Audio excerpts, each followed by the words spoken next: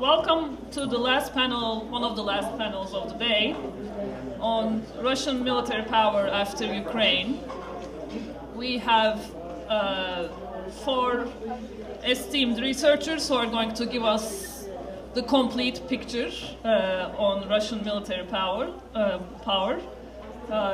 We're going to follow the order in the program, so we'll start with Pavel Baev from Peace Research Institute, Oslo, who's going to speak about Russian air power. Thank you. And each presenter will have 10 minutes. All right, here we go. Please excuse the voice. Microphone. Sorry.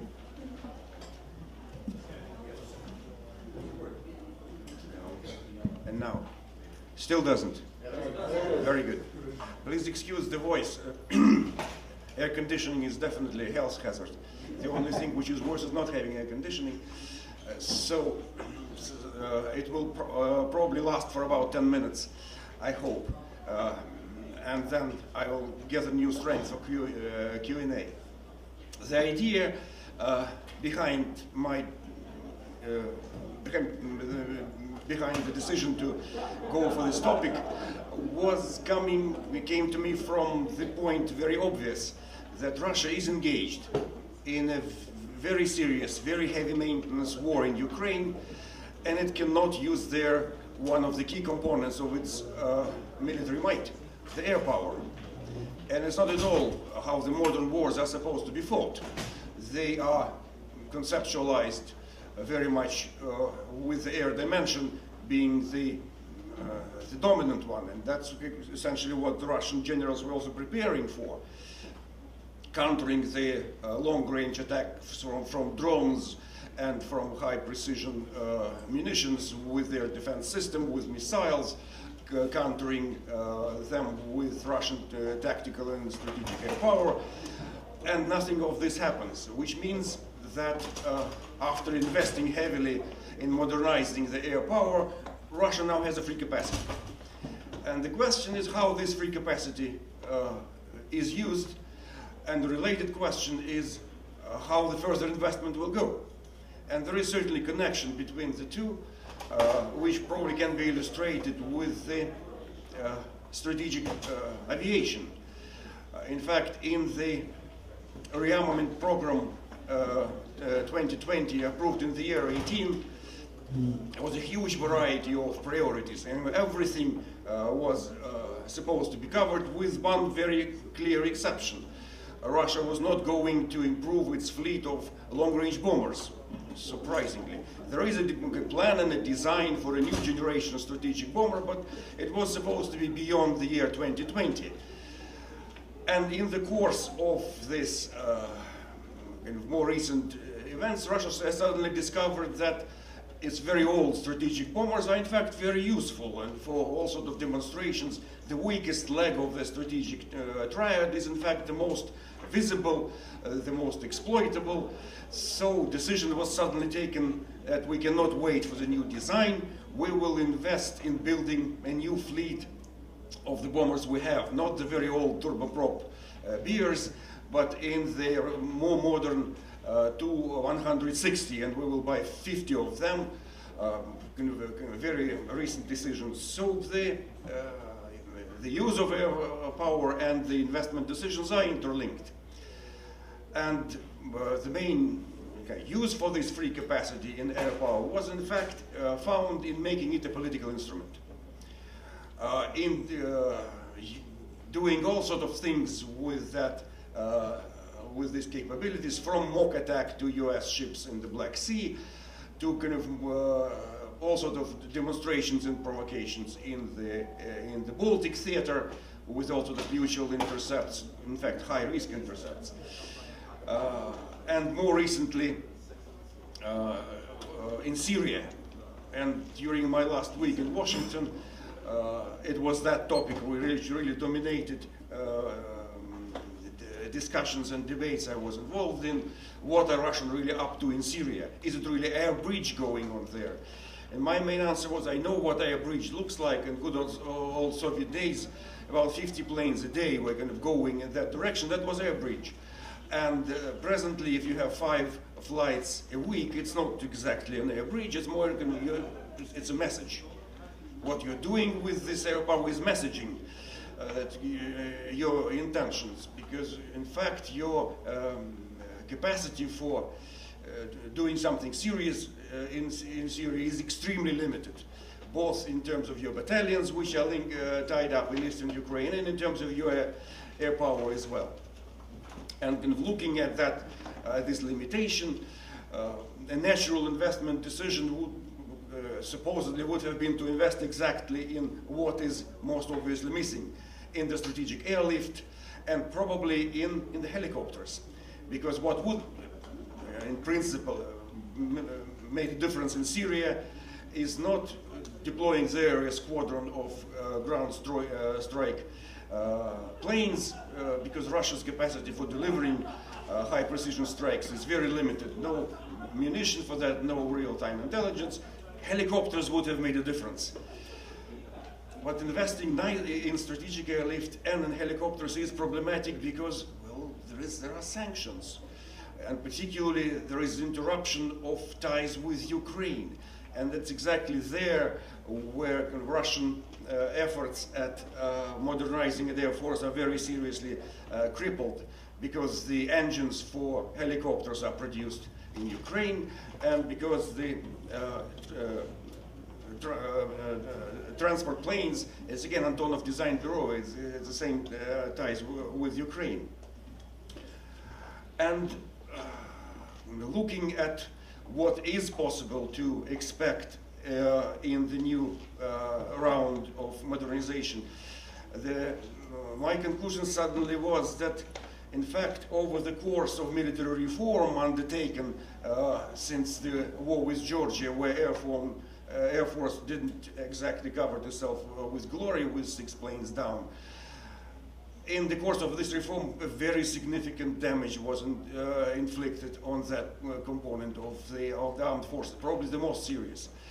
Partly because the higher education, the academies of the Air Force, particularly the Air Engineering Academy of Zhukovsky, were moved away from Moscow, relocated once, relocated twice, lost a lot of experienced teachers.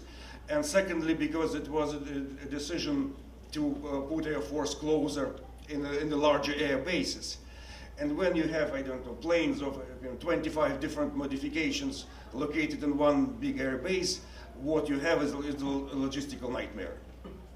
And it is exactly this logistical nightmare, combined with the long-term impact of these reforms, that caused a spectacular chain of catastrophes during this summer.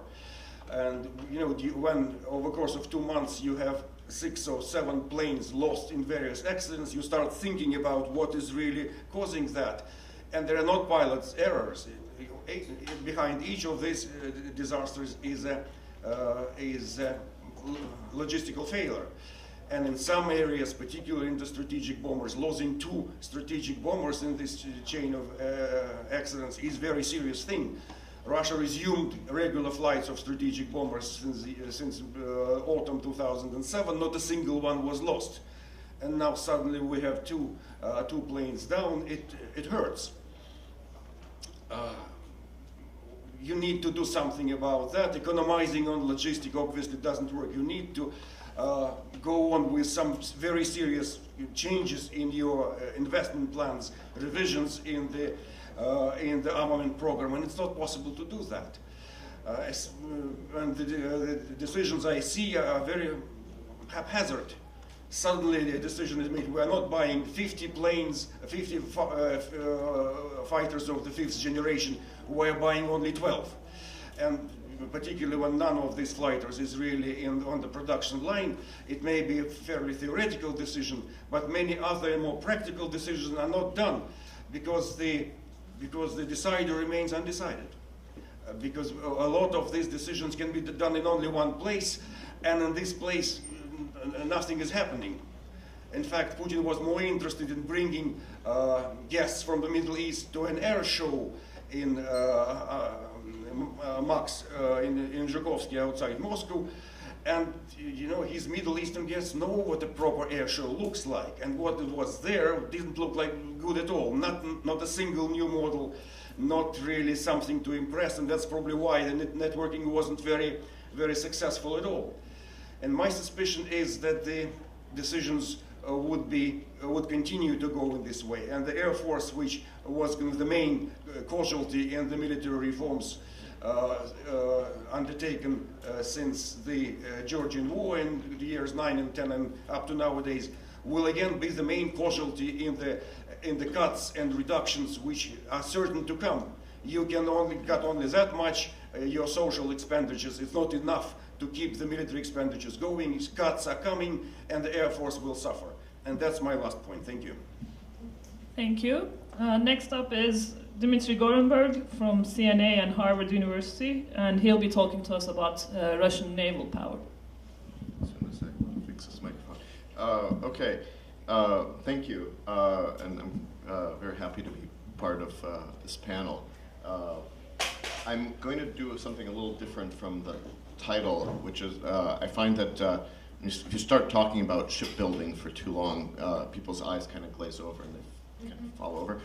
So instead I'm going to talk about naval strategy and missions for the next 10 to 15 years and bring in some of the shipbuilding ideas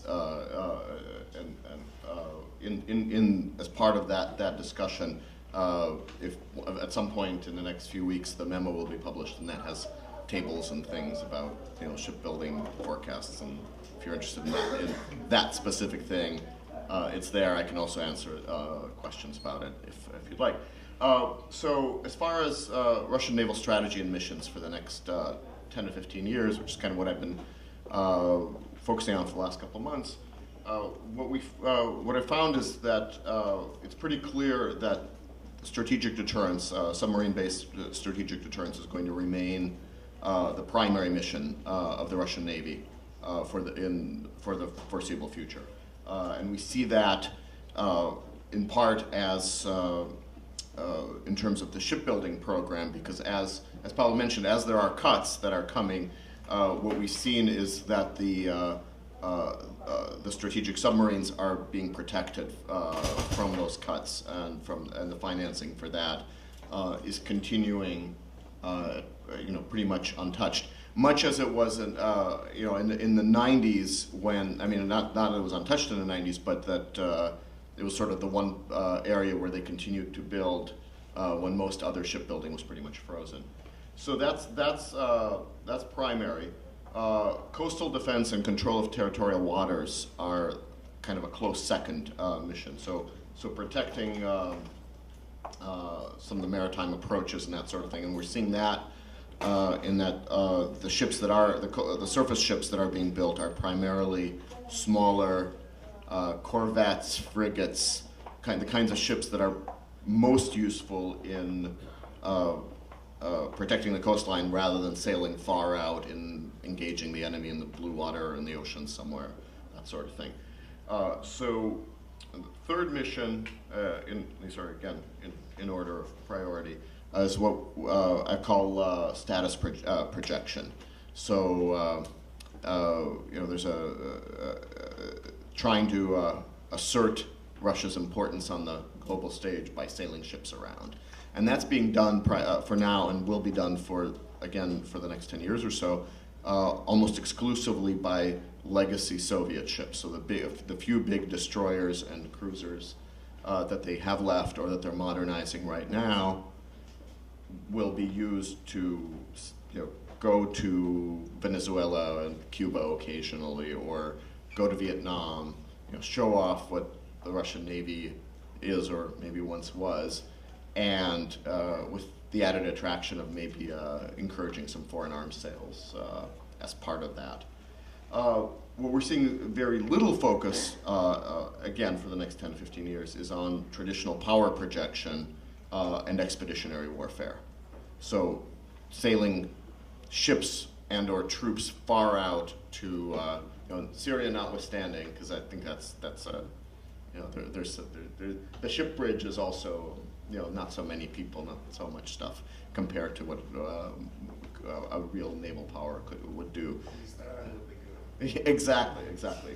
But without the Mistral, there's talk of building big ships, destroy these giant 14,000-ton destroyers with nuclear propulsion. But when are they actually going to have any of these done? Well, probably not for 10 years at best. Aircraft carriers, even kind of a pipe dream in the 2030s or 2040s. Large helicopter deck carriers like Mistral-style ships. They're talking about it, but I haven't really seen any sign of seriousness of intent of actually building the things.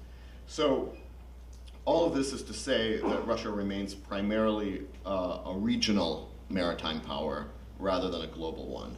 The main focus is on sea denial, anti-access, area denial capabilities in regional contexts. Protecting maritime approaches, the littorals along coastlines, and that sort of thing. Plus, the strategic deterrence, which again is primarily, the bastion strategy in Sea of Okhotsk and the far north and so forth.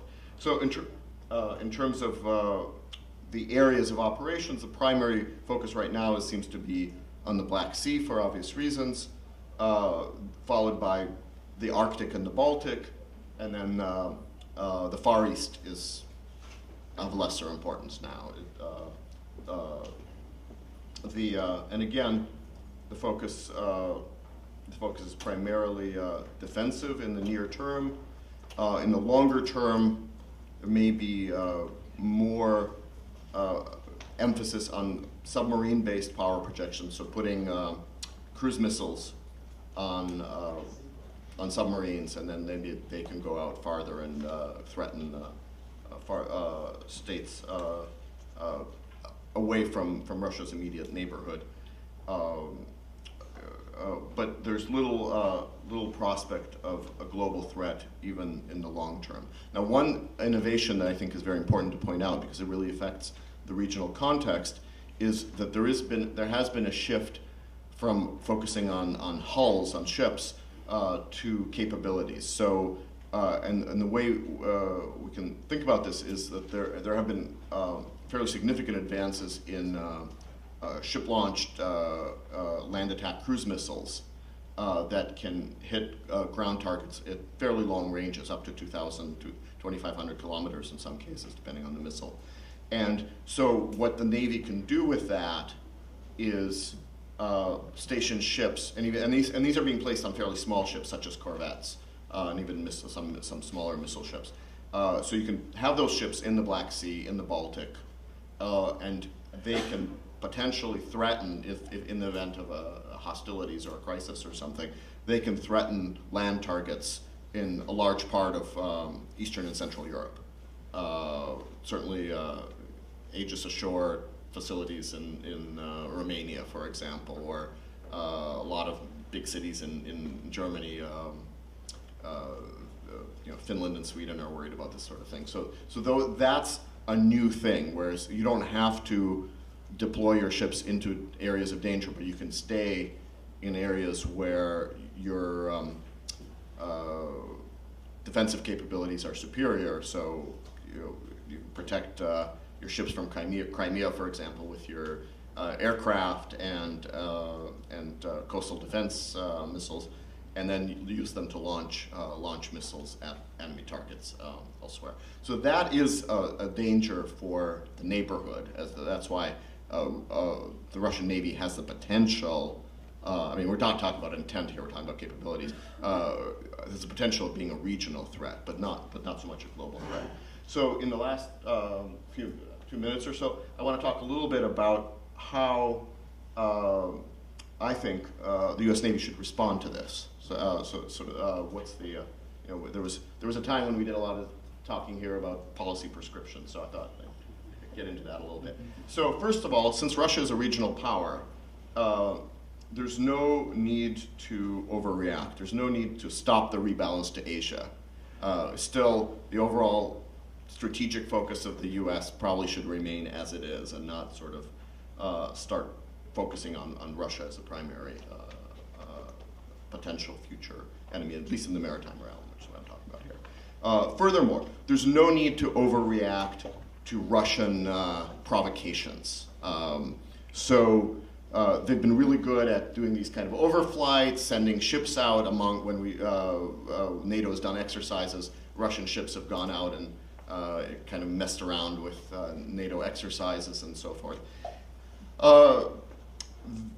Every time that the U.S. Or NATO kind of act purely in reaction to that, so Russia's done something, we're going to respond by having a quick exercise or send a ship over here. We're letting them set the agenda. We're essentially giving them too much control, giving them the lead in the relationship on that level.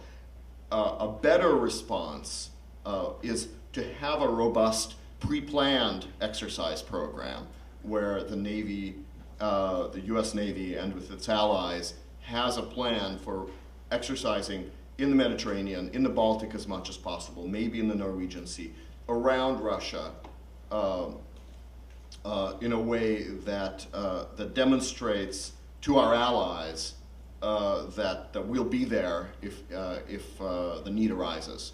If there's a crisis, we will help. But at the same time, we're setting the tone of the relationship. We're sort of, the Russian Navy can react to what NATO is doing rather than the other way around, and that may also help to encourage the Russian Navy to kind of adopt and maintain a defensive posture rather than engaging in new adventures elsewhere, which would enhance from European maritime security from our point of view at least. So I'll stop there. Thank you. Next up is Sergey Minasyan from the Caucasus Institute, and he'll be speaking about the Russian army and land strategies. Thank you, Ayse. Actually, I'm going to speak not only about Russian army and land strategy, but first of all, I'm going to speak about some broader conceptual topic of very pestered notion of hybrid war, or is it hybrid or it's more compound form, and which kind of lessons learned from the Ukrainian crisis. Okay, and we should remember that during this famous report of General Valery Gerasimov, chief of the Russian General Staff, in February 2013, more a year before the operation of Crimea, a very convenient argument was put forth to classify the military dimension of the Ukrainian crisis as so-called hybrid war. However, it should be mentioned that the concept of hybrid war is not General Gerasimov's invention or an exclusively Russian military concept, though it's quite another matter that the Russians were so successful in conducting the hybrid war on the ground in Crimea. Moreover, combat action conducted by both regular and irregular forces and associated with hybrid wars combine such elements of warfare which are common for almost all the wars and are not completely a new phenomenon.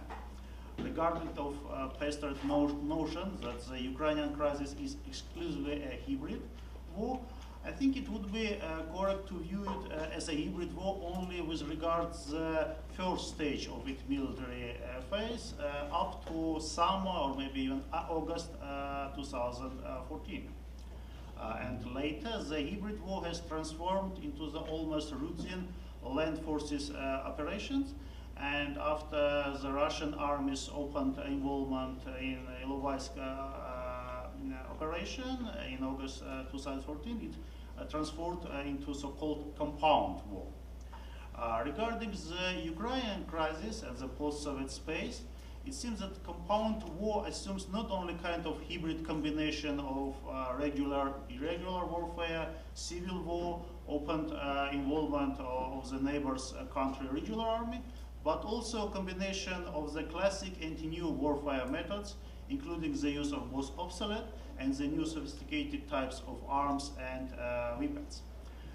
For example, during the 2015 winter battles for the Donetsk airports and Debaltseve, the Ukrainian army was confronted by a mix of pro-Russian irregular fighters, militia, Russian so-called volunteers, Russian elite forces with DNR, LN insignia, and even with a couple of heavy equipped regular Russian armies, tank and motor rifle battalion tactical groups.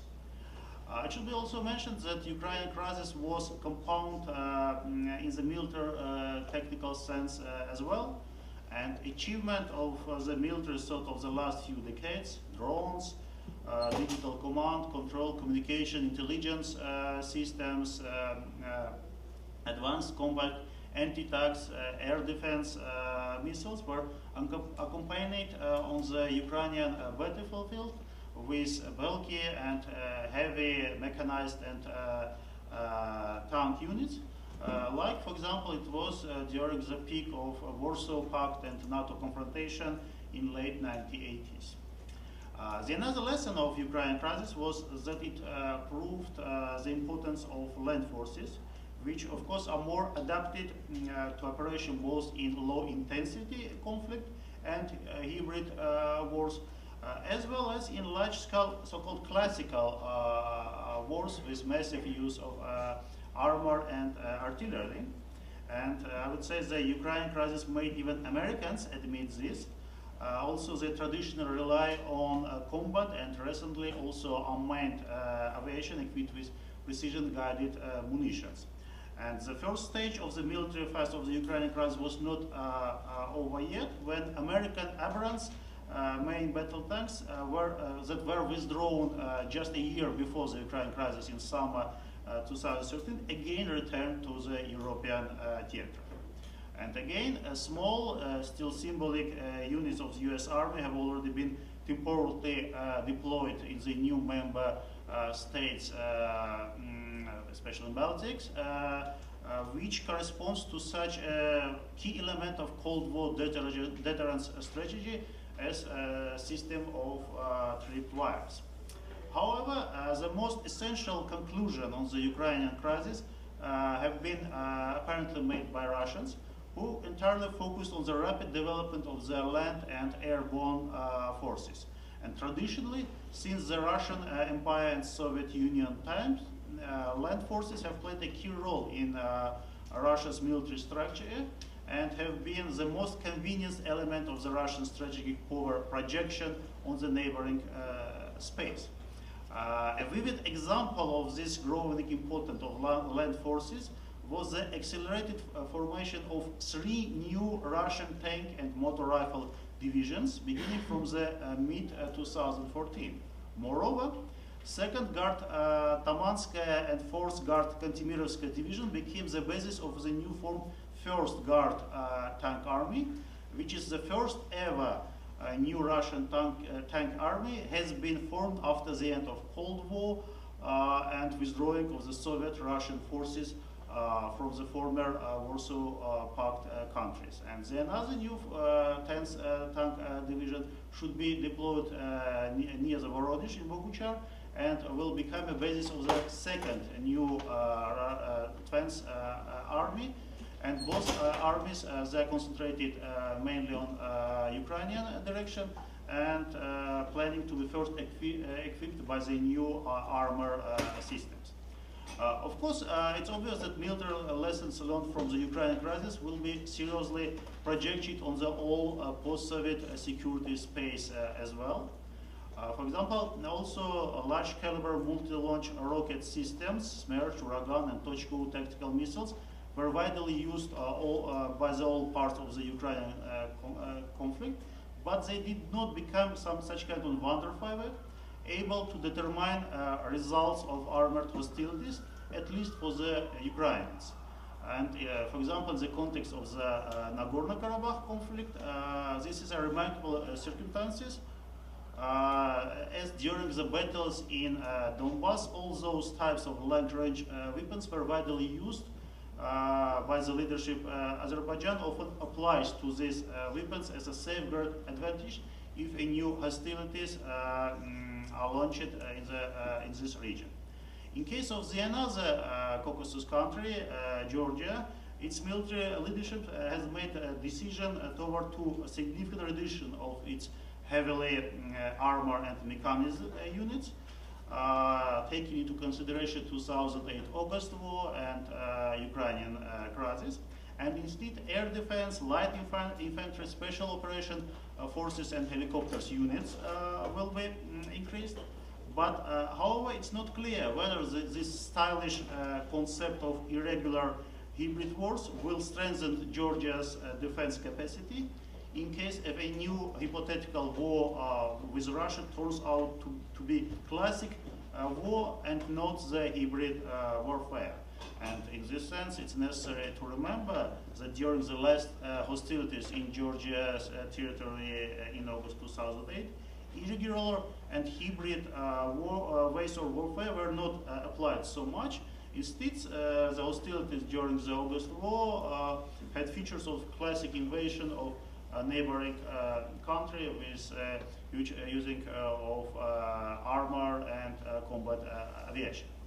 And as a conclusion, I think it may be admitted that the hybridity was only one of the components of the military phase of Ukrainian crisis. And apparently, future compound, so-called compound wars of the post-Soviet space will combine on the same military theater hybrid, irregular warfare, concepts of large-scale tank blitzkrieg with network-centric and distant combat methods, and extensive use of electronic information and economic warfare. Meanwhile,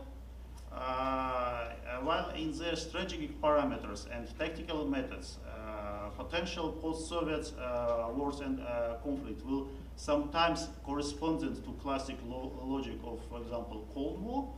On the other hand, those wars will be combined by modern approaches followed by the beginning of 21st century, giving priority to land forces and ground warfare. Thank you.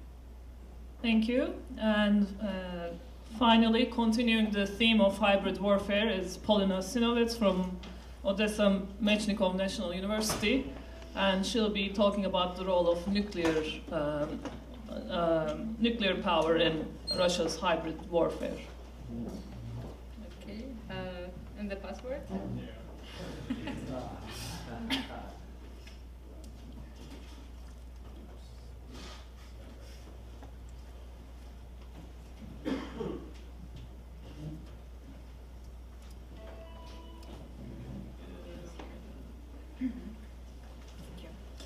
Okay,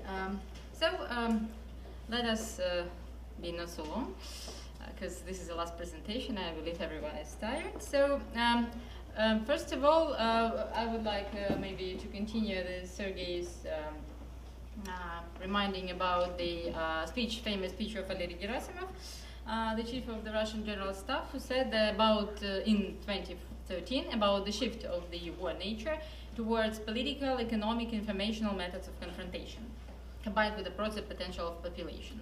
Meanwhile, the hybrid war is not only economic and political and informational methods. You see, this is a Donbass picture of the Donetsk airport before and after the beginning of the hybrid war, and it looks quite depressive. So it shows that this is not only just like a political or economic or even informational warfare. This is a real war. But of course, this is not a truth, which is I'm going to reveal here.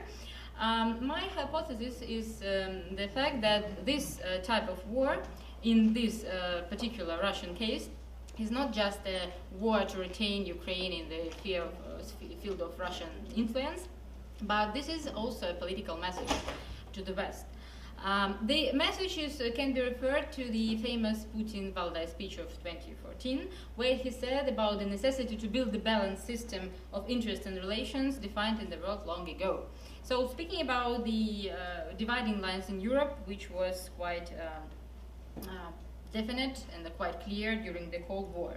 So coming to this also point, I would like to remind you the words of the famous political figure of Russia, Sergey Karaganov, who is also an expert, who said that speaking about Ukraine as the reason of this hybrid war in the east of Ukraine, it could be just a mistake and misinterpretation of Russia, because Russia, waging a war in Ukraine, Russia is fighting to preserve the territories considered to be of the vital importance for its survival.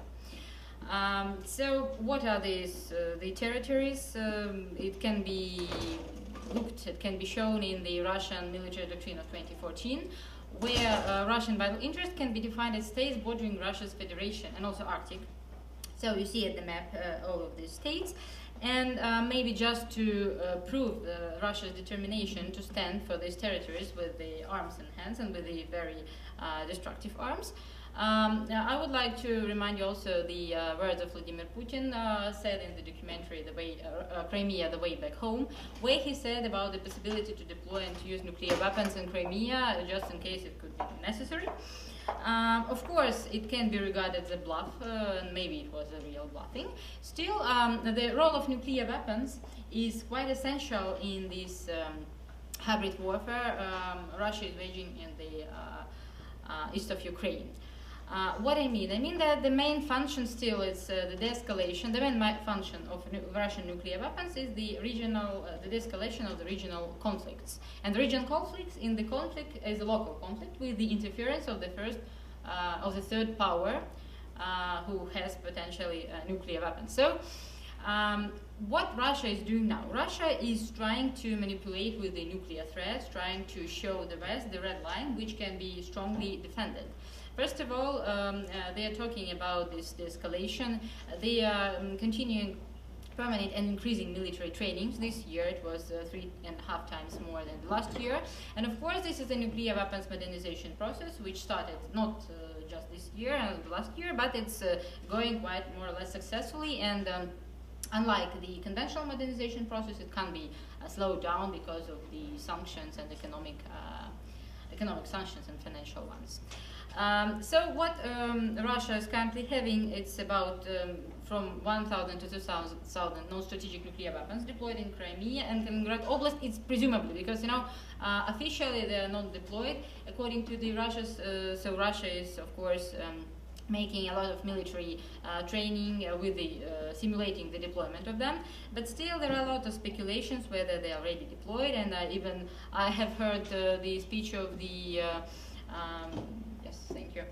The speech of the deputy of the head of the National Security Council of Ukraine, who said that they are already deployed there. Of course, we can trust him or not, but he is the official person.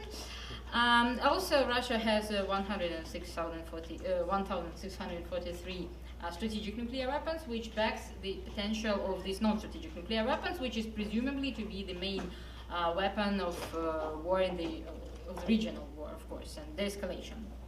Here the picture which you can see, it's called like atomic orthodoxy, which is very much symbolic for the today's Russian military and political culture, saying about the sacred character of the nuclear weapons for Russia. You see this is the Arctic, and this is the part of the nuclear submarine made as an orthodox cross, and the sun is rising, Russia is rising, but it's rising in connection with the orthodox power and the nuclear weapons, and this is something very symbolic on my point of view. And the symbolic means of nuclear weapons for Russia's greatness and the demonstration of Russian greatness for today. So what I'm going to tell, you see, it was, so this slide, we were speaking about Russian vital interests and Russia's fight for its defense of its vital interests.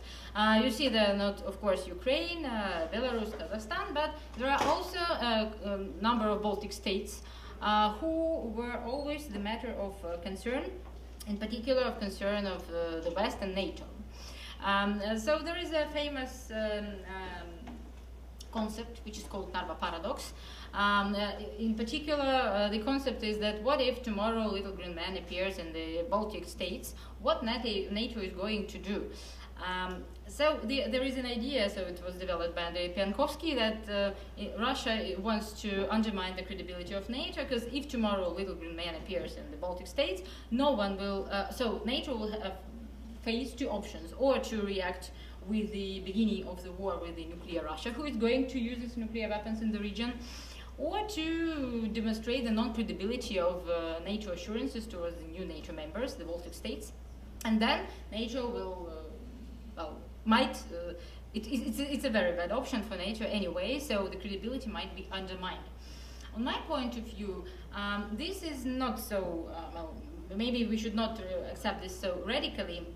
In particular, this narrow paradox can be interpreted through the idea of the Ukrainian hybrid, of the Russian hybrid war in the east of Ukraine, saying that the main idea of blackmailing the West is the fact that Russia, with this war, Russia is showing its vital interest, it's going to defend them. So in case if NATO is going to, or the West is going to break the Russian interests, the borders of Russian interests, they risk to face the similar situation with the little green man penetration towards at the borders of NATO, in particular Baltic states. And this threat is something which will face or the erosion of NATO credibility or the regional nuclear conflict, which is also something very, it's a catastrophe actually for Europe and for the world itself. Therefore, I believe that, speaking about, coming to the conclusion, speaking about the hybrid war of Russia in the east of Ukraine, we can have a very strong function of nuclear weapons. In particular, nuclear weapons in this war, first of all, they serve Russia, so Russia actually is quite unpunished in this, in the way no one is going to help Ukraine in the military sense, no one is going even to transfer arms to Ukraine. And this is, in this case, nuclear weapons play a very significant role because no one is going to have a conflict with the greatest nuclear weapon state, even in the local level.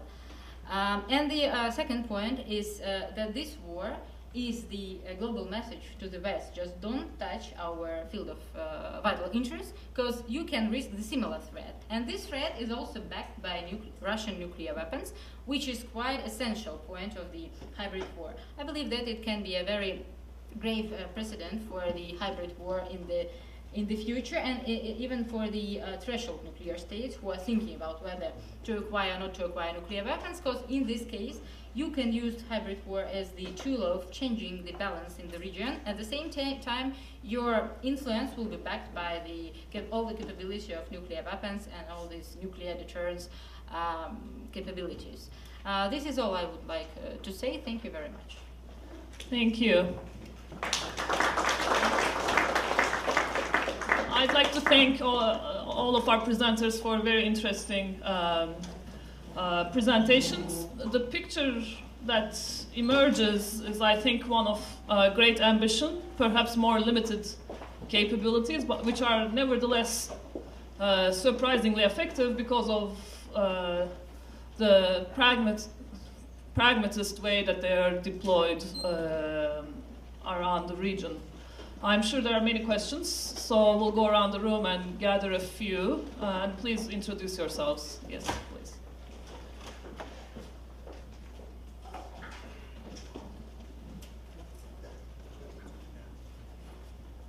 I have Milton Lightenberg, University of Maryland. I have two very small technical questions. To Polina, those two numbers you used, the 2000 and the 1643, I missed it if you said it. What is the source for those numbers? And Dmitry Gorenburg, again, very small question. I wrote a book 20 years ago about the Soviet submarine operations in Swedish waters.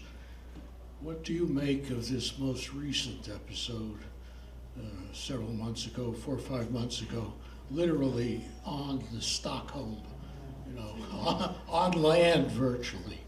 But I mean, what's the sense of this? Thank you. Hi, Kim Martin from PONARS. I have a question for both Pavel and Dmitry, which is that you both have sort of emphasized that the growing Russian power is more symbolic than anything else, that it has really limited in its capabilities, and especially limited in its capabilities to threaten the West. Presumably, people who are Western military planners also know this. Given that that is the case, what would be the best overall strategy for reacting this? What would happen if the United States, we've heard an awful lot of statements about how threatening things are in Russia, and everybody seems to be outdoing each other in talking about how threatening Russia is. Looking at the politics of Russian defense procurement, what effect will that have? Versus what effect would it have to just ignore what Russia is doing, at least in terms of the verbal statements, and to try to say, oh, it's not important, so we're not going to worry about it. What would be the political effects of that on Russian defense procurement? Thank you. We'll get a few more. Yes. Hi, thank you. Jane Bainman, Institute for Security and Conflict Studies. I wanted to raise a question about INF treaty issues. And my question is, if it is the case that Russia is developing a ground-launched intermediate missile, what would this missile be for in terms of objectives? Is there certain military needs that we should be thinking about, or that the Russian military would be thinking about, that this missile fills, that is not overlapping with capabilities they have already? Thank you. Yes, please. Thank you. Vasile Rotaru, visitor researcher at Georgetown University. If I remember well, in May 2014, Ukraine and Russia stopped the contract of giving Russia military equipment for, I don't know, for planes or for ships. And there were reports at that time that Russia could replace Ukraine industry of producing this equipment in 1.5 years. And now we are already after 1.5 years. I was curious if Russia built that infrastructure in order to produce those engines or other equipment needed for producing planes and ships. And then another question, I've just seen many pieces of news recently about the Russian aircraft, military aircraft, which cannot be detected by radars or from other systems of protection. Then we have Armata tank. Then we have non-nuclear bomb, which is very strong, which is called the father of all bombs. I was wondering how real are these very modern military equipment of Russia, and whether it is also better to produce them in Russia than in the West in terms of cost, because we have corruption problems in Russian military industry. Thank you very much. Thank you. I'll take one more question, then I'll give our presenters a chance to respond. Yes. I would like to actually follow up a little bit with the question that Kim already asked the panel in terms of the statements that we're hearing here in this country of Russia being a threat. But I think the primary sources of those statements have been military people. I don't think there's any single senior person in the military establishment of this country who did not make a statement about Russia being a major threat. But yet, if you look at the statements being made by people in the political establishment, specifically in the executive branch, they're trying to downplay it a little bit, play it down, tone it down a little bit. What do you make of this? Is there some kind of gap emerging really in terms of estimating and assessing the situation with Russia and Russia being a threat or not being a threat? Because it seems to be some kind of a gap emerging there. Thank you. Thank you. And we'll go. I'll give each presenter a chance to respond, and we'll start with Pavel.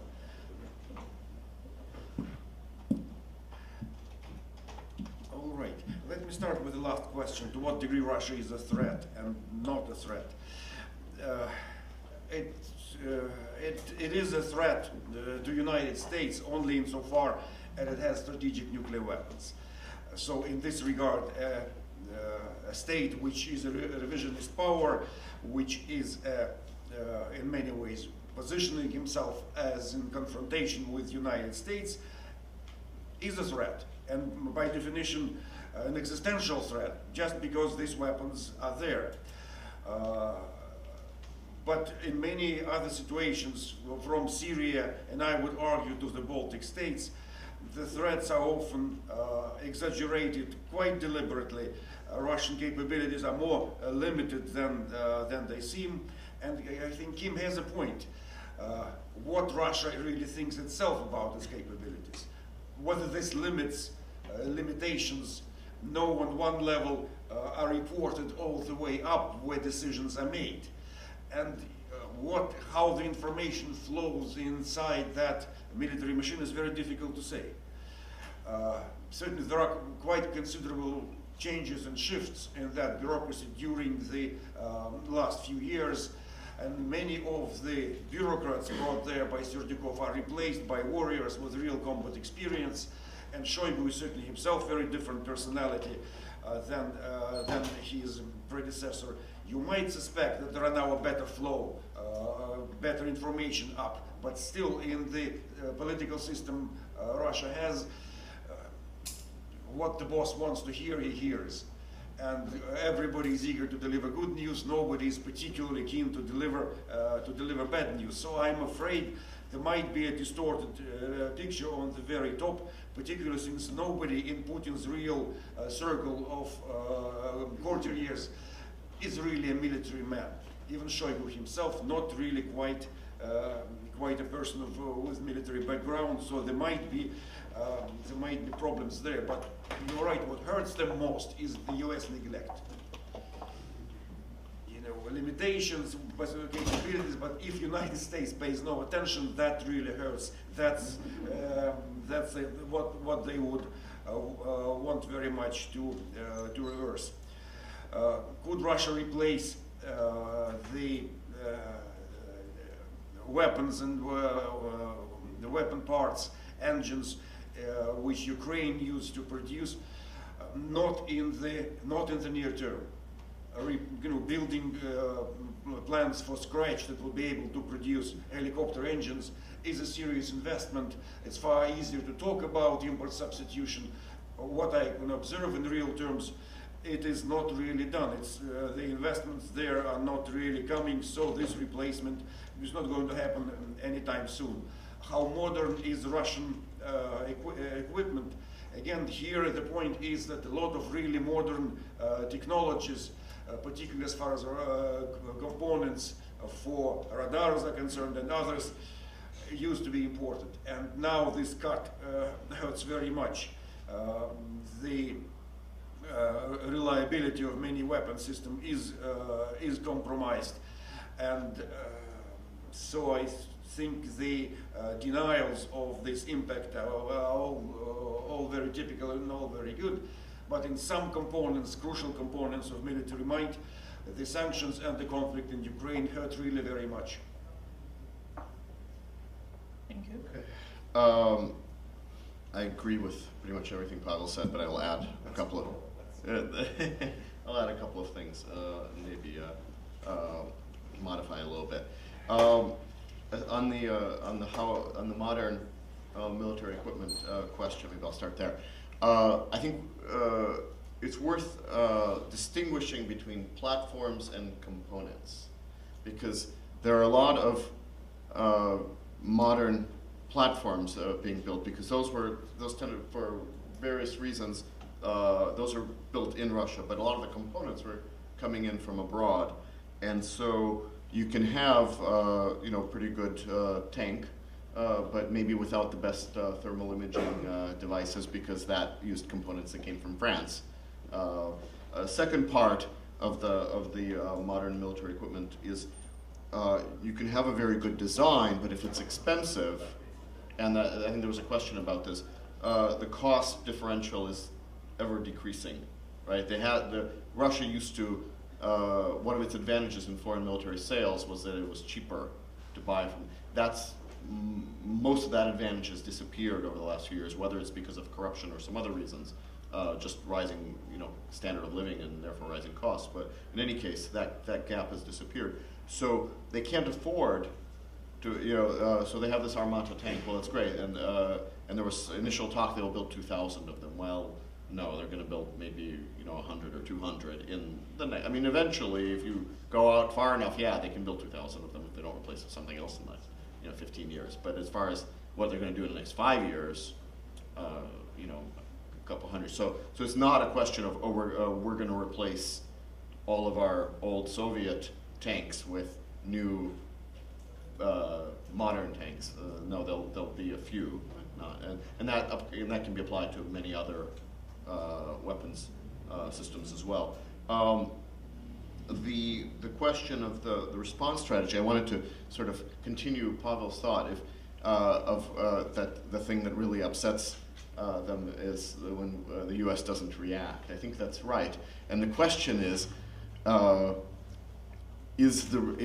should we then react to some extent, because otherwise they'll just kind of keep like you know, they'll kick you, and if you don't respond, then maybe they'll punch you in the face. You know that until right. So is there? I don't necessarily have an answer to that, but that is a logical potential corollary to the maybe you should react a little bit so they can be satisfied that they've got somebody's attention. I think I largely answered that question in my presentation as far as how what the response strategy should be, in that it should be a strategy, not a piecemeal reaction to each action. Like, think about, okay, do we want to contain the Russian military, Russian naval forces in the coastal zone, right? Like around its borders, we don't care. They can go around the Black Sea. Okay, we're probably, because of the Montreux Convention, we're not going to really dispute that too much. But that's one possibility, certainly. But I think the wrong thing to do is to not have a strategy and to just kind of react whenever, oh, look, they've sent some ships to Syria, we better say something or do something about that. I wanted to say something about this gap. Somebody asked between the military and the executive. I think that, there are most of those statements were made in confirmation hearings, which have their own dynamics, let's say, right? In that you want to, especially in a Republican-controlled Congress, you want to make it clear that you're cognizant of what people feel about. Right? There's also a second component, which I think is that there is a tendency, in general, in any bureaucratic institution, of which the U.S. military is one, to want to exaggerate the nature of the threats in order to get more resources to counter them. And so I can see that being, just like, in the State Department, there's a tendency to exaggerate the ability of diplomacy to get things done, because that makes your bureaucracy seem more important. So I think that there's a component to that. Just very quickly, the submarine in Sweden. I mean, it's sort of unclear what it was, or if we assume that it was a Russian submarine that was in the it was probably to sort of yet another. It's like flying bombers with their transponders turned off over some country's airspace. It's sort of, we're going to make you feel insecure because that makes us feel more secure. And it's actually something that Brian said in an earlier panel that I think is very much relevant to the military realm, which is that I firmly believe that the Russian leadership feels insecure and feels like they are on the defensive. And a lot of this posturing comes from, that we in some cases interpret as aggression, is actually, from their point of view, is sort of, we feel insecure, we know the U.S. is stronger than we are, everyone, right? Like, Finland's feeling insecure too, right? So, but I don't know if Sweden in particular, I just want to make the general point that I think that there is a sort of provocative actions, of which this was one, if it was the Russians and et cetera, which has not been confirmed officially, are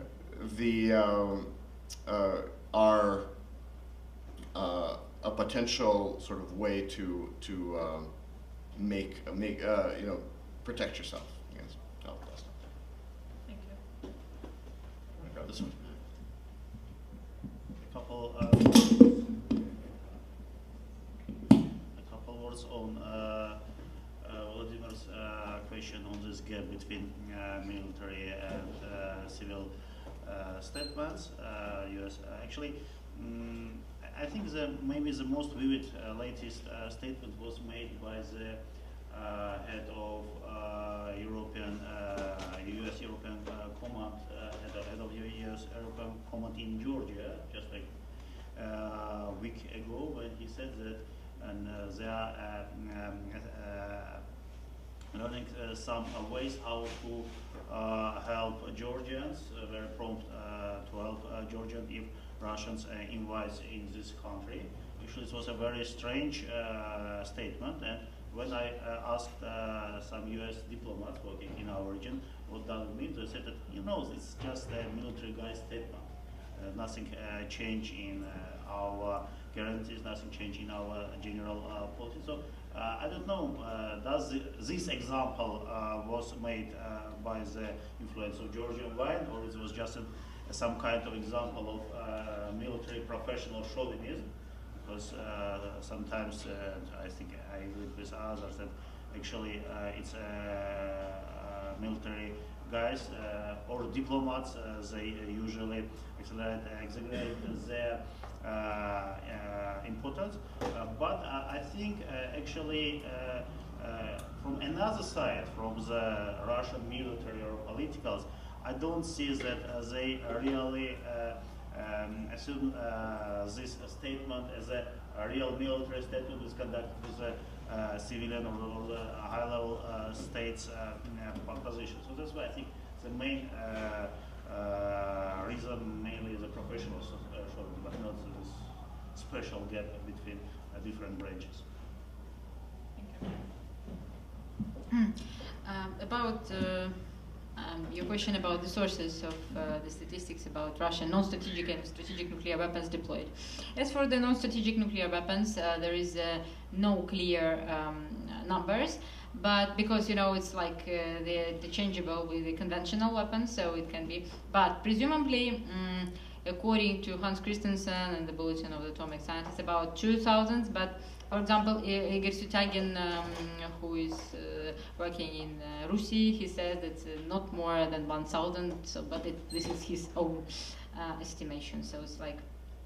Also, as for the strategic nuclear weapons, this is the Open Start 3 statistics. It's annual numbers which are depicted all the time in the net. So this is the information basically on the 1st of January of this year, about 1,643 strategic nuclear weapons deployed. Now, as for INF Treaty, because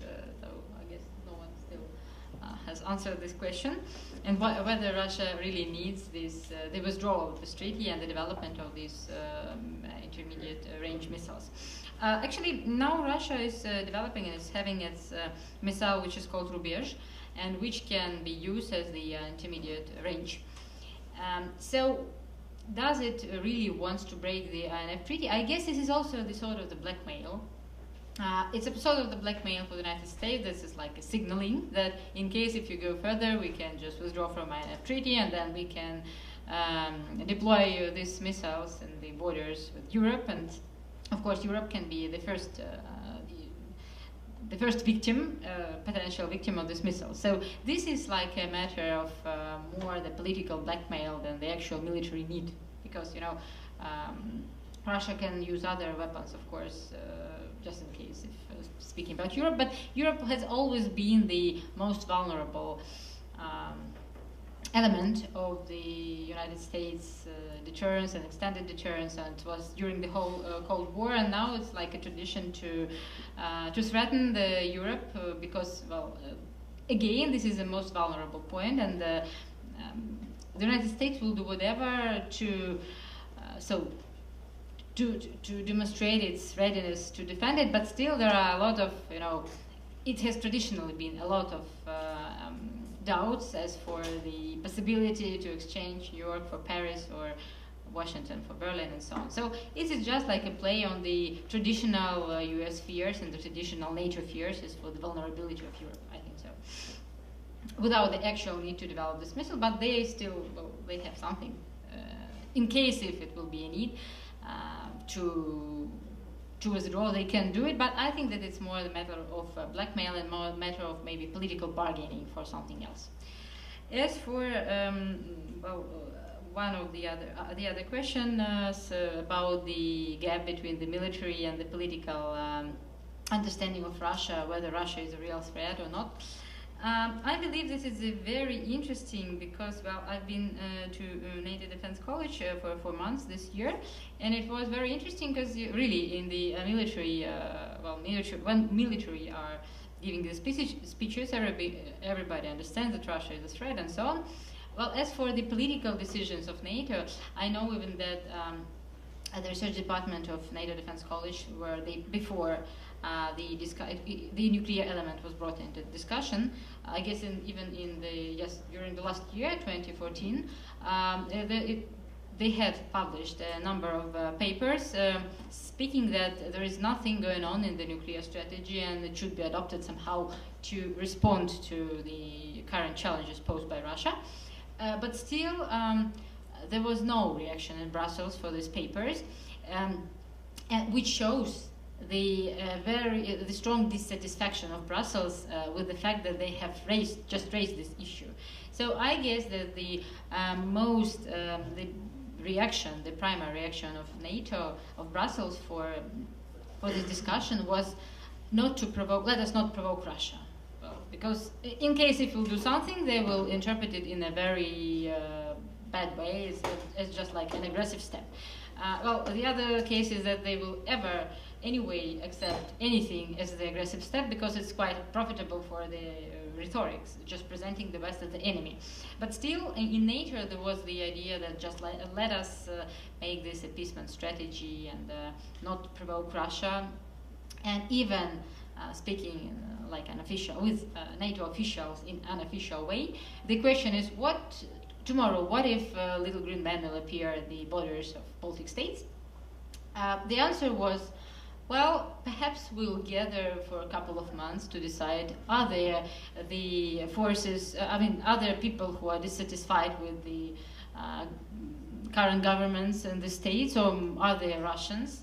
So still there is no clear response because no one is going to provoke Russia. And I believe that still this idea of this nuclear element in Russia's strategy, which Russia is, of course, playing with all the time, this is not the last issue in this lack of decisiveness to respond and the desire not to provoke. Thank you. We have time for more questions. Yes? Sure. Thank you. Mikhail Alexeyev, San Diego State University and PONARS. Actually, I see a consistent picture from all your 4 papers emerging, and it's logical in terms of how Russia may be developing and projecting its nuclear power. On the one hand, it is not developing sufficient capabilities to do global air power brinkmanship or naval power brinkmanship.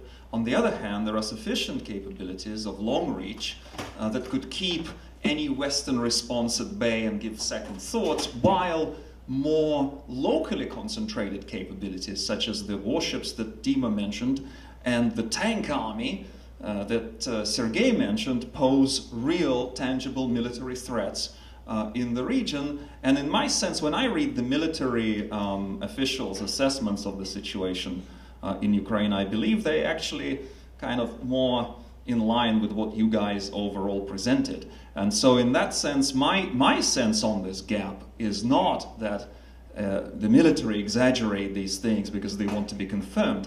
The test is the process by which they derive at these statements, which they lay out also in it, and it does make sense.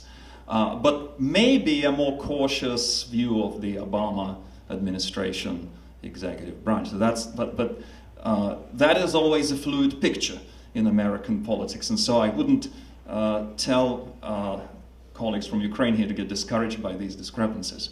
But couple of things on Polina's comment. NATO doesn't now need 2 months to decide. They changed the procedures, so they can now decide within days.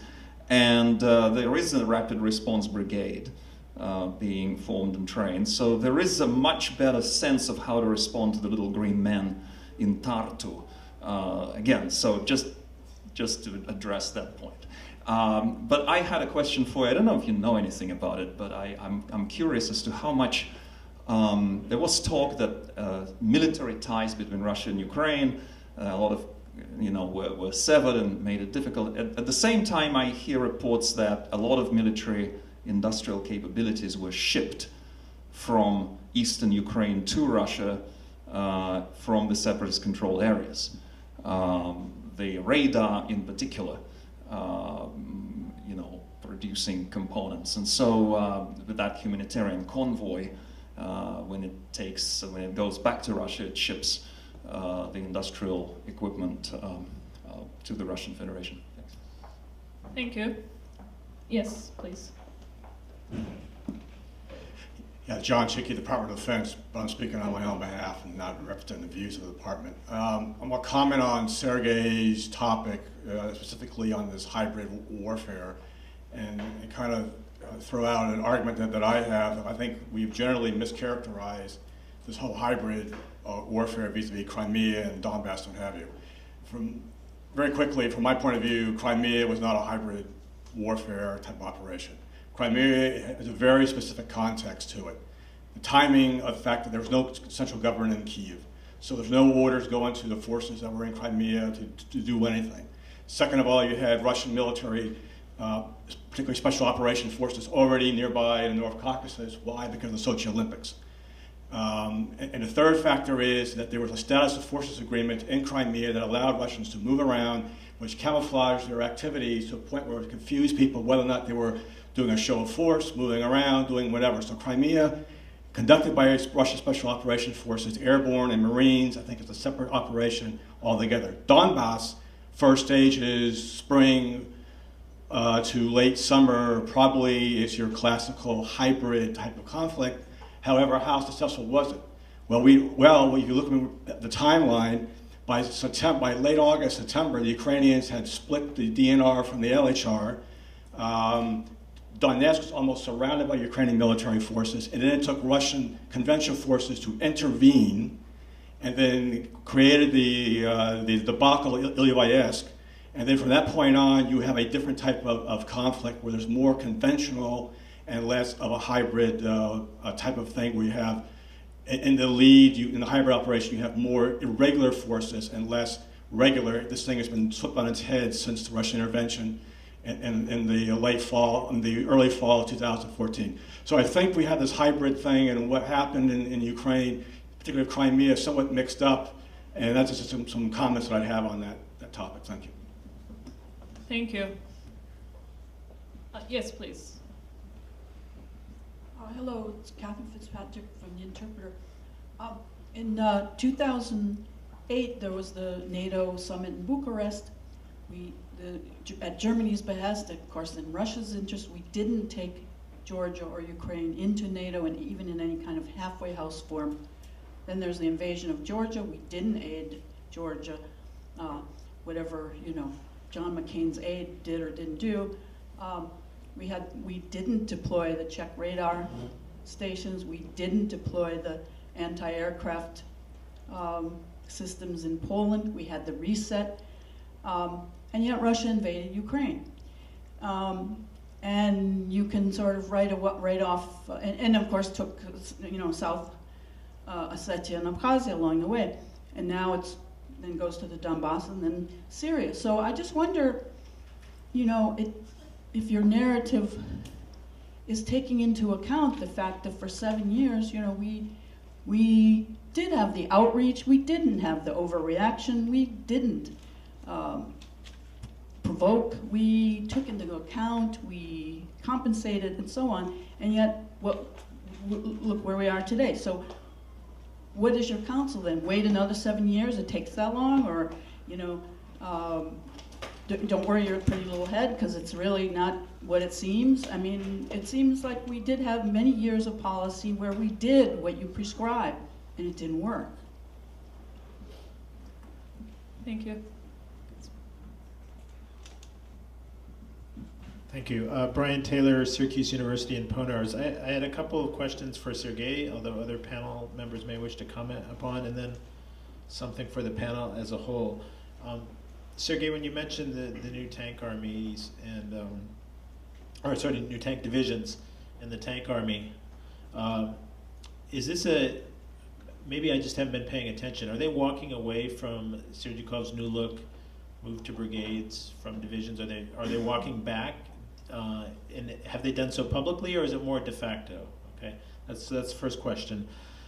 Second question may take a longer explanation, so if we want to talk about it later, feel free. But I'm curious how a Russian military that has typically not been a big fan of operational independence at the lower level manages the conflict in the Donbass in terms of making sure that the elements from Russia that are deployed there are behaving in the way that the central military would like them to.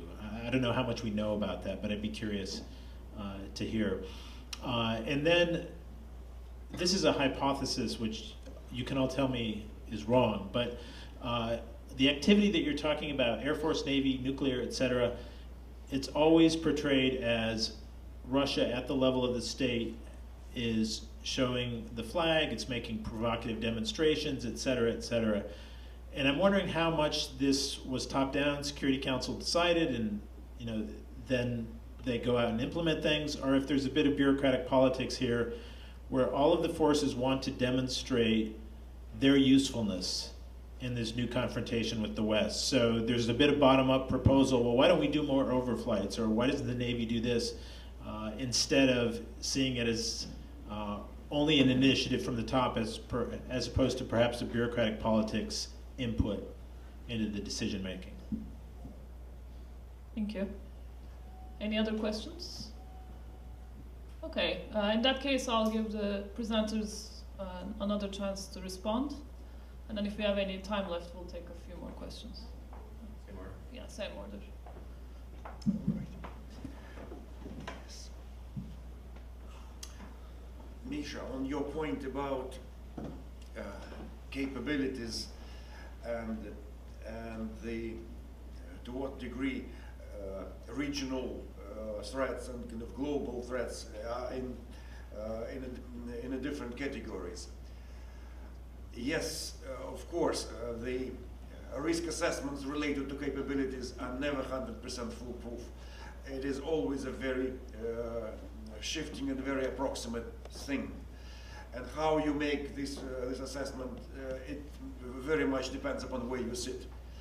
And certainly in the Baltic states, they have one set of concerns. In Germany, very much a different one.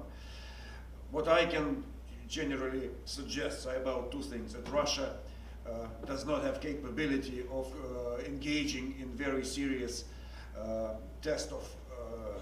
military tests on two fronts. While Ukraine remains there and it remains very heavy maintenance and the main concentration of efforts, I don't think Russia is prepared to do anything as far as the Baltic states are concerned. That would be a very considerable overstretch, and for that sort of risks, Russia is not ready. I would venture another probably proposition related to capabilities, that if Russia would decide to go for another spasm of escalation in Ukraine, it will not be able to do that without the Air Force. So this fig leaf of deniability, which makes it possible for Russia to deny direct involvement in Ukraine, cannot be preserved. If Russia would go for another push there, it would have to go with the air component. Question about NATO summit in Bucharest and the kind of the whole behavior afterwards. Certainly there are always mistakes and miscalculations, and definitely bringing that issue towards the summit in Bucharest, where it was not prepared, where no decision was possible, where allies were not behind that, where Russia was objecting, was a big blunder on the part of President Bush administration, no denial of that. Whether what followed that blunder was another chain of blunders, I cannot really say, because it was, for me, a reset was still a worthwhile effort. It was an attempt to exploit that moment in the Russian political development, and it produced some results, including in strategic arms control, which remained solid. these results.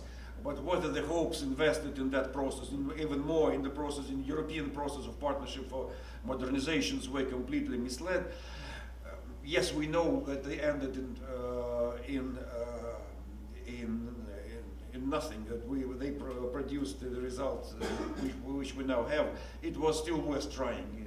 It seems to me it was still worth exploiting every opportunity that there was, even if the result was essentially negative. And operational independence, how much top down, how much kind of bottom up. Yes, there is always an interplay here, and I cannot imagine a situation where in the Kremlin they prescribe every overflight, every sort of small incidents of which we have too many. But overall, the instruction from the Kremlin that we need to show them determination, we need to show that we are prepared to take greater risks than they are. That's our political advantage, that we are willing to take far higher risks. For us, the threshold of acceptable risk is on a different level. I think that sort of thinking is very much going from the top down. And how it is implemented in all sort of small things, it's already a different story. Okay, thank you. I wanted to, Pavel had said that we should quarrel. Yeah, so I'm not going to quarrel with you, though. I'm going to quarrel with Polina. But on just one thing, which is on this question of the NATO response if there is something that happens in the Baltics. I think it's pretty clear, having heard some of the discussions with European and U.S. Military planners, that there's certainly nobody's going to wait nobody's going to wait around for a couple of months to establish for Russia to establish kind of a facts on the ground at this point. That there's a lot of thinking going on in the U.S. military, and I'm pretty sure in the European militaries as well, although they have much more limited resources. But in NATO certainly, to how to deal with various likely, or not necessarily likely isn't the right word, but potential contingencies in the Baltics.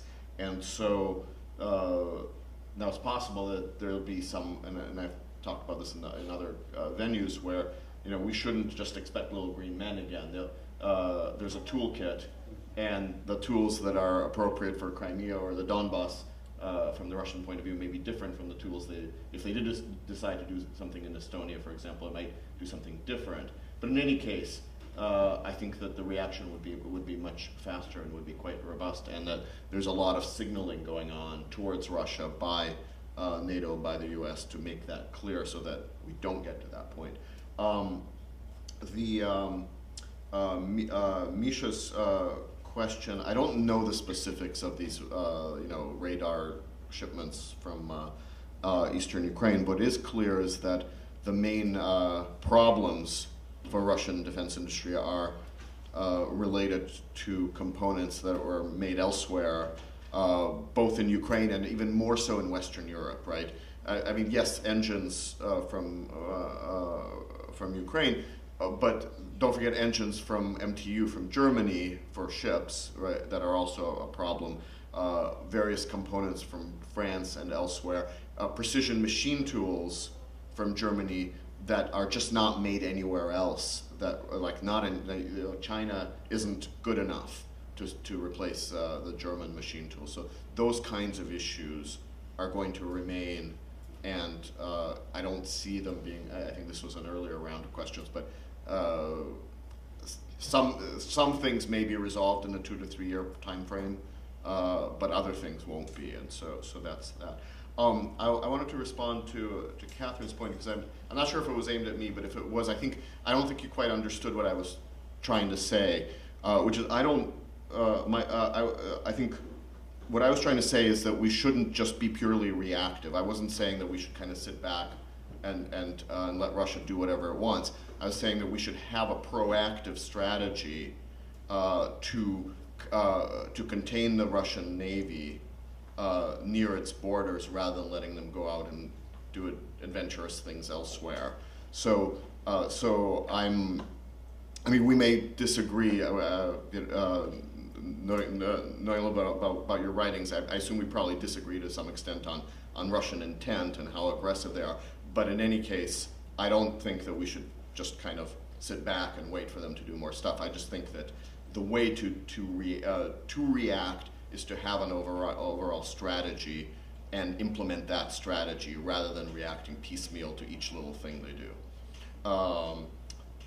Was there? Oh, Brian's point.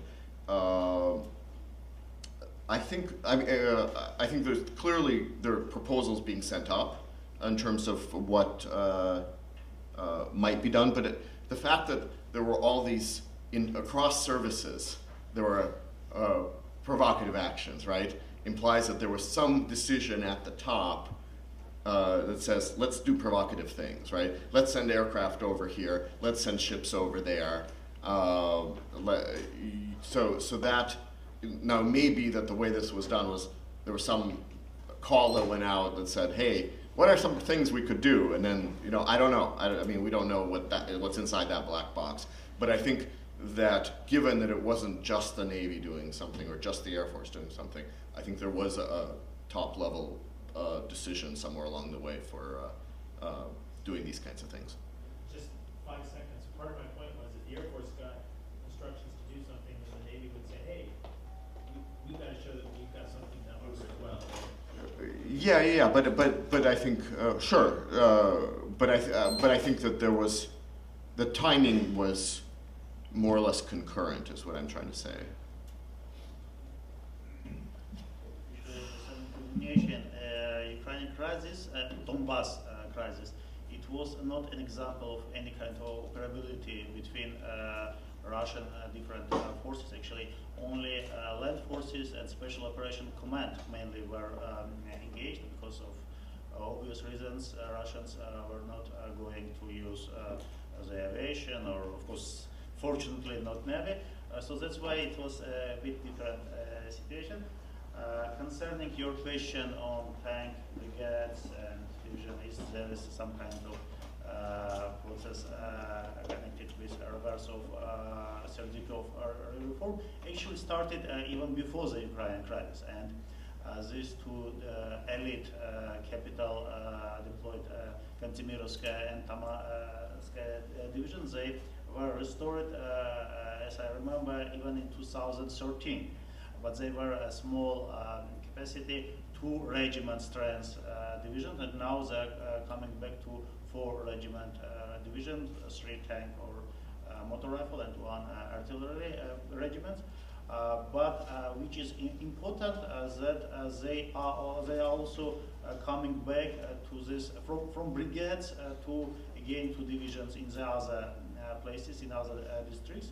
And this new forming 2 tank armies, they will include at least 3 or 4 new motor rifle and tank division and some separate tank brigade, which should be basis for the new formations and to the new division. So that's why we will see a situation when maybe in the in northern Caucasus, maybe in Siberia, on Arctic, they will leave. They will preserve some brigades, some special, of course, airborne brigades, special forces brigades, but new formed Arctic brigades. But it seems that for the western district on Ukraine or possible NATO dimension, they are going to a more big formation. Concerning Misha's question on these military plant facilities, actually, you know that Donbass was not the main priority area of Ukrainian military industrial complex, even the Soviet time. Actually, there were more important facilities. For example, the same motor siege, which were producing and still producing this helicopter engine, Yuzhmash and others. But this actually on Donbass there were 2 crucial important facilities.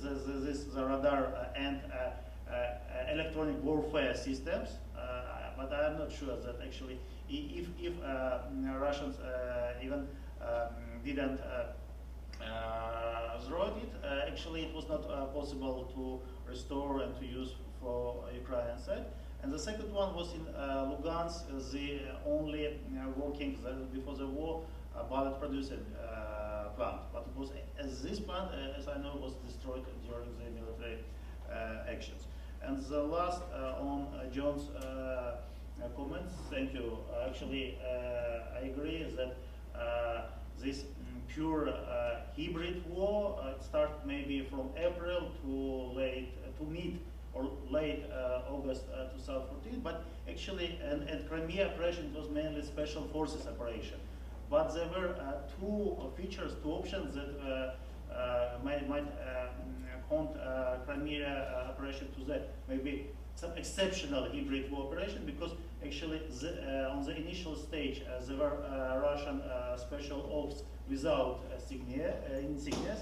Actually, it's also one of the features that some researchers count such kind of conflict as a hybrid, that regular forces without or with another insignias, and the another that actually there were some kind of militias there. Don't forget that this Girkin's guys at Girkin's, he started his so-called military career during this Crimea operation, but it was not actually pure military operation. It was some kind of organizational demonstration, just the public support of Russian special ops. But in general, yes, I think it was a pure special operation, but not this pestered or stylish actually a hybrid war. And don't forget that even in the special Western media and researchers about the hybrid war started to talk mainly May and June, but it's really a hybrid war started in Donbass. But on March, everybody were talking about international law violation and something, but not about the hybrid war. Okay, I'll be very brief as for Misha's comment about about the readiness of NATO to respond to Russia, this rapid deployed units. Well, I've heard that military people are quite sure that we are absolutely ready, that they are absolutely 100% effective, and if you are listening to generals, everything is perfect. If you are listening to the NATO officials and the people who are doing some research, they said it's nothing in the matter of, so it's a good tripwire thing, sort of, but it's nothing in the matter of the military capabilities, and it's not so good as it's presented by the military people. At the same time, I believe that, yes, there is during recent months, maybe it was not the military, this readiness deployed units, but more the matter of signaling of NATO to Russia that they are really ready to respond in various ways, and they are really accepting the Russian threat seriously, which stopped Russia from all of this balancing and making dozens of the empty threats in the address of NATO and Baltic states. Also, I would like to react to this question about the overreaction and underreaction of the West towards Russian threat, starting from the Bucharest summit. I think that you're very right in the sense that all of the steps in the Bucharest summit were interpreted in Russia as the sort of the weaknesses of the chain of weaknesses of the West, and the possibility to react to these weaknesses with the Russia's strength. Here I would like to remind that I think that it's still quite very actual. The famous 1947 article made by George Kennan, The Sources of Soviet Conduct, in the way of the interpretation of Russian strategic culture, that any shows of like this reset and any show of the West of being friendly, of being ready to comply with some Russian demands, Russia accepts as the showness of weakness. And this is something which is not, I think that is something which is very much ground-rooted in the Russian political strategic culture, which should not be disregarded in any kind of strategy which is created towards Russia, and in any kind of evaluation of the future Russian steps and how to react on the Russian behavior. Thank you. Thank you. We have time for one or two last questions. Yes. Again to Polina. In your response to the young lady before, you were talking about the Iskander missiles? Were you talking about the Iskander? You mean in what response? In replying to a previous question. Well, all right, forget that. It seems that one thing... Yeah, they are tactical and the intermediate rubieж. Yeah, okay. I think that one thing that was not mentioned, which should have, was that issue and the INF issue. The Soviet, well, it's 3 years now since the US government has been talking to, the Russian government, not Soviet. It's 3 years now since we've been talking to them about that. They must have made their decisions about what they were going to do in producing those and deploying those at least 3 or 4 years before that. So you go back to 6, 7, possibly 8 years ago, and I think that's something that should have been mentioned in some way. Someone should have made some sort of assessment about that, about Russia and the INF issue. Thank you. And Mark.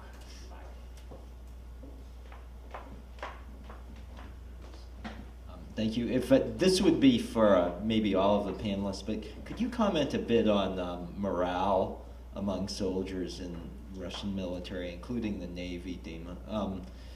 That is, I've seen reports, including a long one, I think is today, on Gazeta.ru, claiming that the lack of knowledge of where they're being deployed has caused soldiers to even indicate they don't want to be deployed there to Syria or to Donbass or elsewhere. So could you comment on anything you've seen about that, the extent to which fighting these wars in which they're not acknowledged has affected morale? Okay. Thank you. Since we're almost out of time, if everybody could speak very briefly about morale and missiles and anything else you want to mention. All right. Yeah, and again, morale is not something you can measure precisely. This particular snapshot, it's always changing, and probably in the year 14, the huge wave of patriotic mobilization translated into higher morale in the armed forces. And as this phenomenon subsides, definitely the morale erodes. In my research for that report, I have seen particular evidence about the low morale among the technicians in the Air Force, partly related to how the whole merger of the academies was, and partly related to how the new bases was organized, and overall how this logistic is consistently neglected.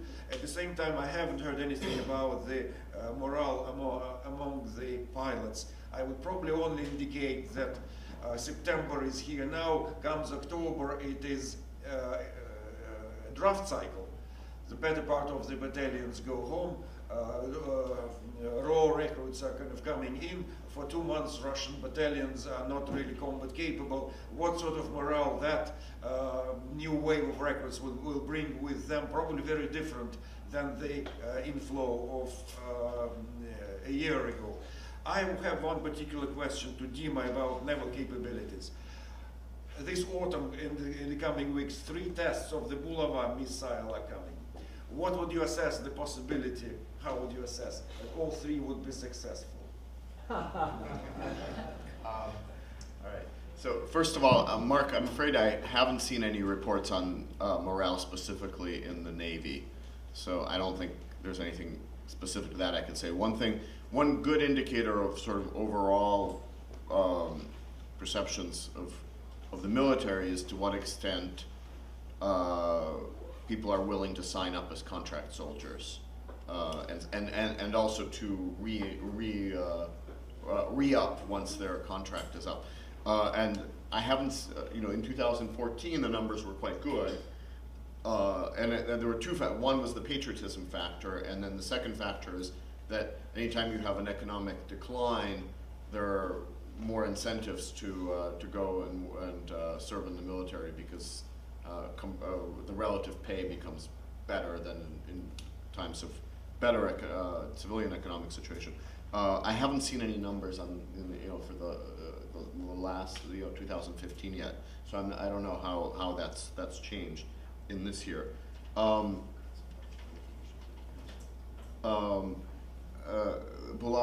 I saw, the only thing I saw, there was a report that I just saw in the last week or so that one of the submarines went out and was supposedly going to launch a missile, and then it didn't and came back, and nothing further was said. So, I mean, the track record in, after the really bad track record, the subsequent track record was decent, right? So I would say that I don't know what happened, last week, but probably more than 50% chance that all three would be successful if they take place. But chances are good 50-50. No, more than 50. He's prepared to bet. But remember, there's three, right? There's three, so each one could have an 80% chance of success. Thank you. Actually, I don't have so much to it after Dima and Pavel. I would say just in general, and it was obvious that in elite forces, the level of morale and capacity was, of course, higher. Though I should say, surprisingly, Russian artillery units, as a volunteers or in the framework of the regional unit, participated in the battles in Donbass. They demonstrate quite a good quality, and actually the most losses of Ukraine army, it was as a result of not special forces or even tank forces, but for artillery and field rocket units and formation of both pro-Russian fighters and Russian regular army. But also, I think in case of Navy, if Russian Marines are part of Navy, they also maybe demonstrate one of the best readiness and level, especially the Sevastopol brigade. But now it seems that they have the new job. Now they're on the way, and some of them deployed in Syria. So that's why we'll see what will happen with their morale in some months. Okay, I would like just to react on the issue about missiles and INF. So I guess it was the issue, yes, of a couple of years ago when Russia tested this Rubiev missile, and it was like the flight was shorter than 5,000 kilometers. So actually, Rubiev is not the intermediate range missile. It can fly further than 5,000 kilometers, but actually it can be used in the intermediate range as well.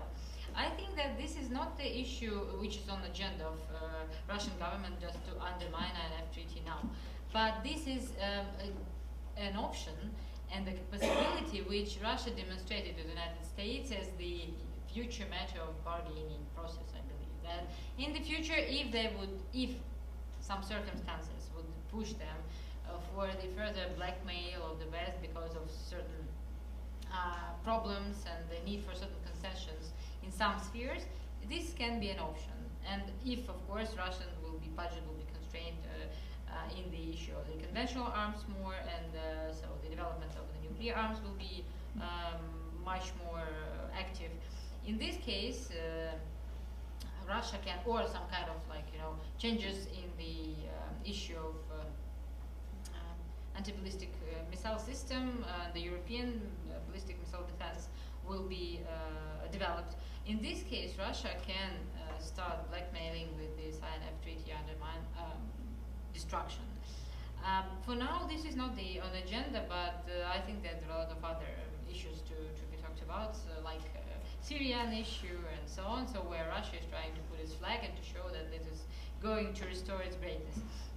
But this is can be an option, and this is like a reserved option on my point of view. So they have the capabilities already having a missile which can be used in different kind of military operations, even like the intermediate range missiles.